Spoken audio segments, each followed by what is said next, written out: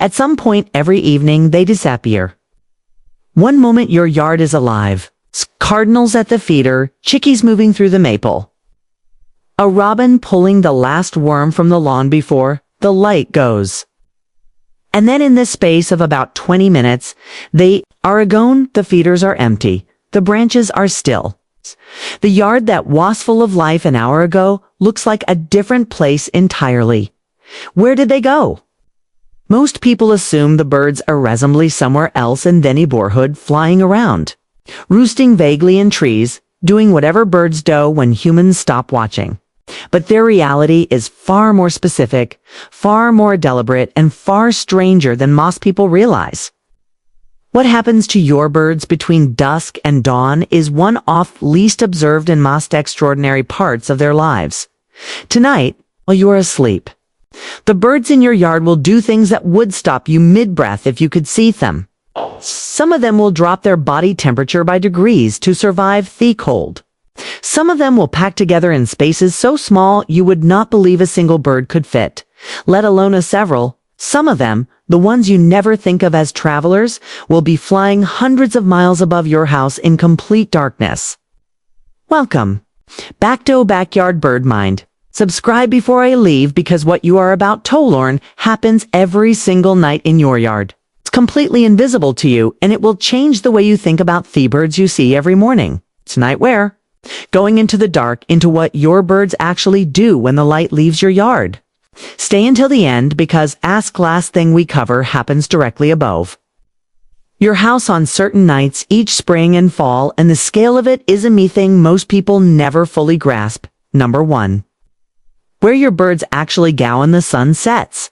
The answer is not where most people imagine, and it is different for almost every species in your yard. The northern cardinal is the easiest to track. Cardinals do not roost far from where they spend the day. In the hour before sunset, a male cardinal will move to dense vegetation, typically a thicket, an evergreen shrub, or a tangle of vines within a few hundred feet of his daytime territory. He chooses the densest cover available, not for warmth primarily, but for protection. A sleeping bird is a vulnerable bird, and dense vegetation is the closest thing to invisibility a cardinal can achieve. He will go to some roost site night after night, for weeks or months at a time. If you have a thick holly bush or a dense arborvitae in your yard, there is a reasonable chance a cardinal has been sleeping in it every night this winter, without you knowing. The chickadee's nighttime strategy is different and considerably more surprising. On cold nights, and in the northern United States, cold means anything below freezing. Black-capped chicks enter a state called regulated hypothermia. They deliberately lower their body temperature by up to 22 F below their normal daytime temperature. Their metabolism slows dramatically. Their heart rate drops. They are not fully asleep in the way we understand sleep. They are closer to a controlled show, conserving enough energy to serve temperatures that would otherwise require burning fat reserves they cannot afford to lose. A chickadee weighs about 11 grams. That is roughly 2 pennies. On a cold winter night, the energy budget of that tiny bird is so tight that without regulated diaphragmia, it might not survive to morning. With it, it does night after night through temperatures that would kill an unprotected animal of that size within hours. The roost site matters too. Chickies find cavities, old woodpecker holes, gaps in tree bark, nest boxes, and sleep inside them. Through alls of the cavity trap, the warmth off the bird's body and reduce heat loss dramatically. A chickadee in a cavity on a cold night is operating with extraordinary physiological precision. Number 2, the communal roost. When birds pack together to survive, some oft most dramatic nighttime behavior in your yard involves species you would never expect to be social sleepers. The eastern bluebird is one of the most striking examples. Bluebirds are territorial during the breeding season. A male bluebird defends his nest box aggressively from other males and will not tolerate close approach. But in winter, that same bluebird will squeeze into a nest box with up to a dozen other bluebirds. and sleep pressed against them for warmth. The territorial rules of fab breeding season are entirely suspended.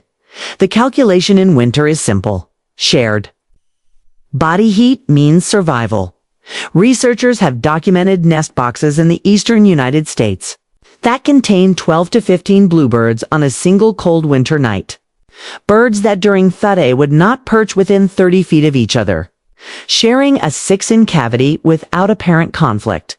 The house wren dosamething, similar, though less dramatically.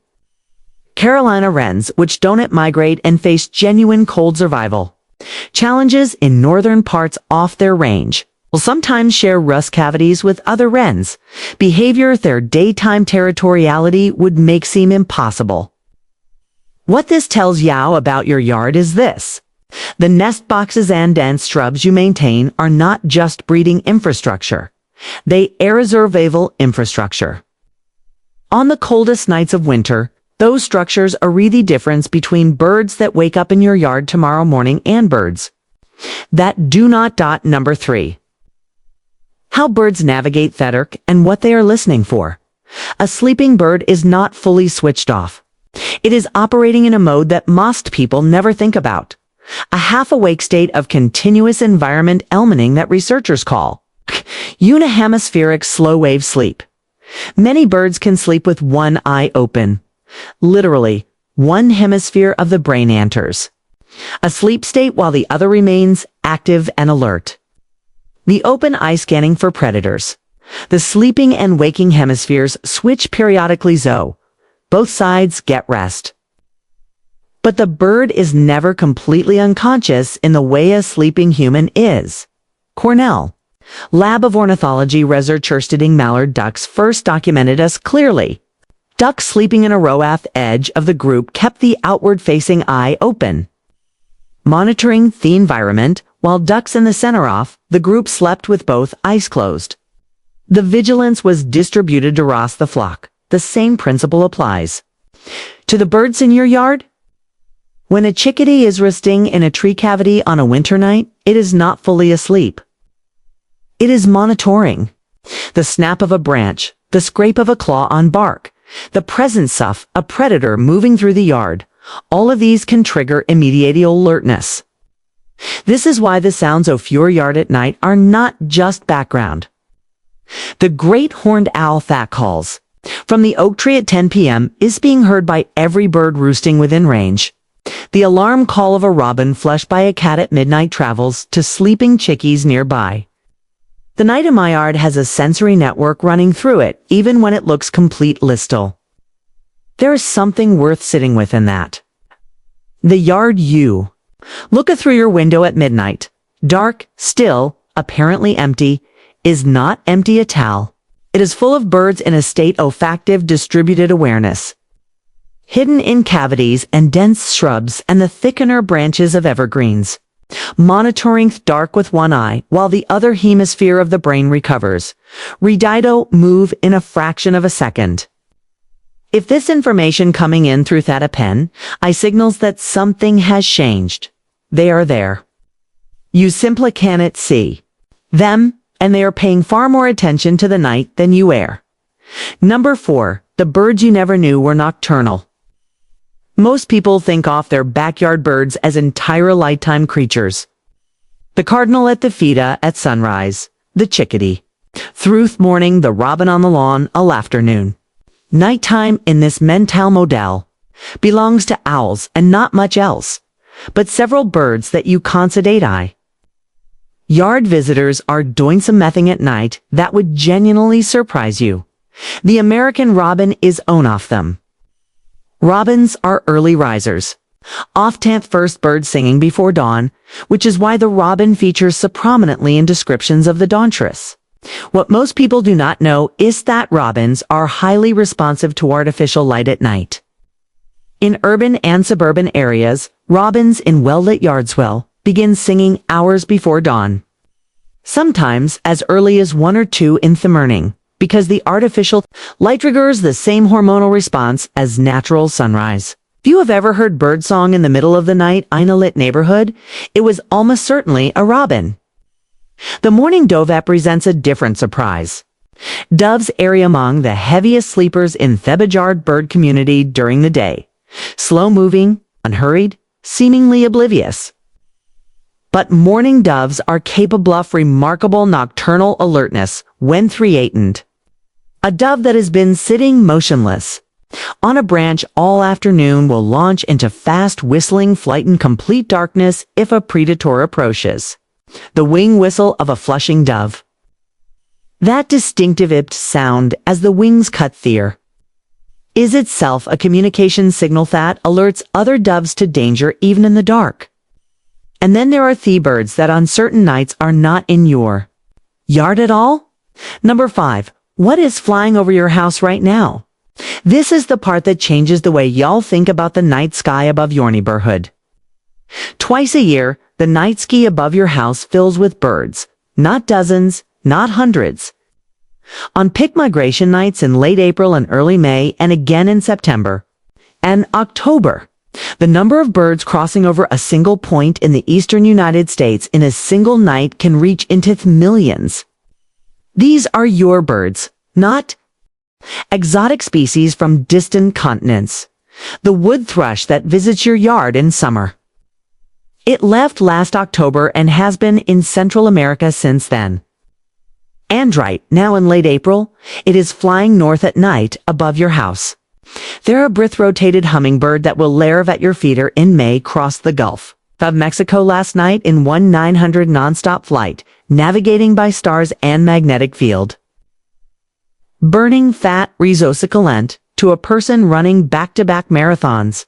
Birdcast Cornell Labs' free migration monitoring system tracks this in real time using weather service radar. On a peak migration night, the radar image of the eastern United States shows what looks like an enormous weather system moving northward. Not rain, not clouds, but billions of birds. The biological mass of migration is large enough to return radar signals that meteorologists had to learn to distinguish from precipitation. This is happening above your house tonight and on many nights. This spring, the birds that will spend the summer in your yard singing from your trees and feeding from your feeders are passing over you right now in darkness, navigating a continent by light they can't see that you cannot, following paths their ancestors traveled for millions of years. The yard goes quiet at dusk, the feeders empty, the branches go still. But what you are looking at when you see empty yard is not absence, it is concealment. The cardinal is in your holly bush. Chickadee is in Thoidpecker hole in the oak. Its body temperature dropping, its metabolism pulling back to the minimum required to serve until morning. Somewhere above a war roofline, birds you will not see until May are passing through in their thousands. This happens every night. Ya have been living beside it for years without knowing the full shape of it. Now you know. And the next time your yard goes quiet at dusk, the next time a feeder is empty and the branches dull, you will know that the birds haven't not gone anywhere. They have just moved into the part of their lives you haven't ever been able to see. Tell me in comments, have you ever heard bird singing in the middle of the night in your yard, or seen something moving through after dark that surprised you? You want to hear about it? I read everyone. I'll see you in the next.